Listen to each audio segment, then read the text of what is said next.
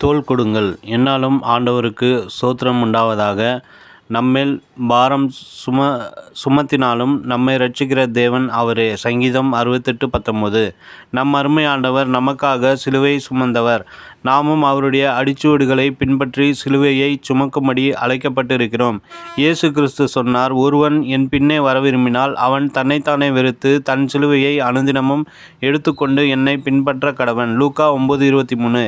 நம்முடைய தோள்களில் கர்த்தர் அன்போடு ஒரு சிலுவையை வைக்கிறார். அது ஆத்ம பார சிலுவை, மன்றாட்டு ஜெபமாகிய சிலுவை. நாம் கர்த்தருடைய நாமத்திலே அவருடைய பாரத்தை ஒருவர் சுமக்கும்படி அழைக்கப்பட்டிருக்கிறோம். வேதம் சொல்லுகிறது, சகோதரரே, ஒருவன் யாதொரு குற்றத்தில் அகப்பட்டால் ஆவிக்குரியவர்களாகிய நீங்கள் சாந்தமுள்ள ஆவியோடே அப்படிப்பட்டவனை சீர்பொருந்த பண்ணுங்கள். நீயும் சோதிக்கப்படாதபடிக்கு உன்னை குறித்து எச்சரிக்கையாயிரு. ஒருவர் பாரத்தை ஒருவர் சுமந்து இப்படியே கிறிஸ்துவனுடைய பிரமாணத்தை நிறைவேற்றுங்கள். கலாத்தியர் 6:1-2. சிலுவையை சுமக்க நாம் நம் தோள்களை கொடுப்போமா? அழிந்து போகின்ற ஆத்மாக்களுக்காகவும் தேசத்திற்காகவும் ஊழியங்களுக்காகவும் நாம் கர்த்தருடன் தோள் கொடுத்து ஜெபிப்போமா? கர்த்தர் ஜெப ஆவியினாலும் விண்ணப்பத்தின் ஆவியினாலும் நம்மை நிச்சயமாகவே நிரப்புவார். நாம் கர்த்தருடைய பணிக்கும் ஊழியங்களுக்கும் தோள் கொடுக்க வேண்டும் அல்லவா?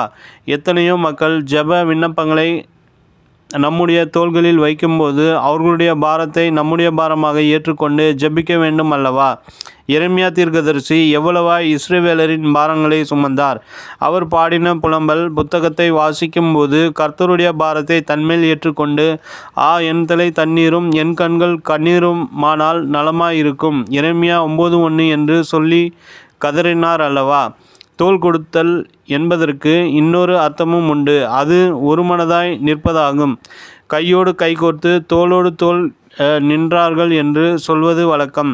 நெகேமியா கர்த்தருக்கென்று எருசலேமின் மதில்களை கட்ட நினைத்தபோது அங்கிருந்த யூத மக்கள் அந்த நல்ல வேலைக்கு தங்கள் தோள்களை கொடுத்தார்கள். நெகேமியாவின் கைகளை திடப்படுத்தினார்கள். வேதம் சொல்லுகிறது, அப்பொழுது அவர்கள் எழுந்து கட்டுவோம் வாருங்கள் என்று சொல்லி அந்த நல்ல வேலைக்கு தங்கள் கைகளை திடப்படுத்தினார்கள். நெகேமியா 2:18. தேவ பிள்ளைகளே, உண்மையும் உத்தமமாய் உழைக்கிற ஆயிரமான தேவனுடைய பிள்ளைகளோடு நின்று அவர்களுடைய பணிக்கு தோள் கொடுங்கள். மிஷனரி ஊழியங்களுக்கு தோள் கொடுங்கள்.